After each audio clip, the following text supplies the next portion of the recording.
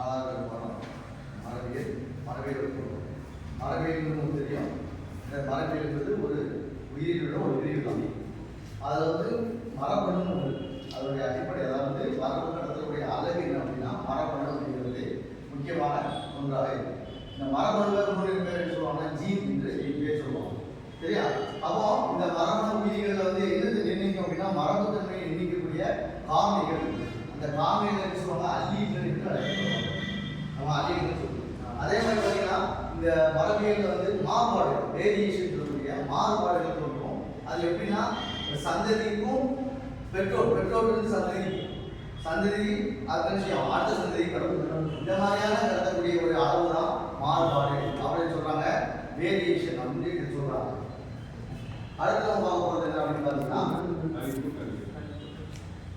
பல்கூட்டு அல்லீல்கள் என்றால் என்ன? ரொம்ப அடிக்கடி கேட்கக்கூடிய ஒன்று தான்.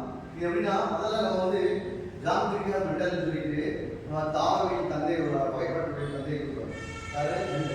அவர் வந்து என்ன சொல்றாருன்னா முதல்ல நீங்க பாட்டில் படிச்சிருக்கீங்க மைசவுஸ் அட்டைவாம் அப்படிங்கிற ஒரு பட்டாணி செடி எடுத்து முதல்ல என்ன பண்ணாரு அப்படின்னா ஒரே ஒரு பண்பு எடுத்தார். ஒரு பண்பு எடுத்து என்ன பண்ணாலும் உயரம் அதான் அதுல ஒண்ணு நெட்ட அந்த ரெண்டையுமே என்ன செய்வாரு கிராஸ் பண்ணுவாரு. கிராஸ் பண்ணா தற்கரப்பு பண்ணுவாரு. பண்ணும்போது முதல் தலைமுறை, அதாவது F1 தலைமுறைன்னு சொல்லுவோம். அந்த F1 தலைமுறையில என்ன நினைக்கும் அப்படின்னா எல்லாமே நெட்டையாகவே இருக்கும். திரும்ப என்ன செய்வார் அப்படின்னா அந்த F1 தலைமுறை எடுத்து பாட்டி படிச்சதை F1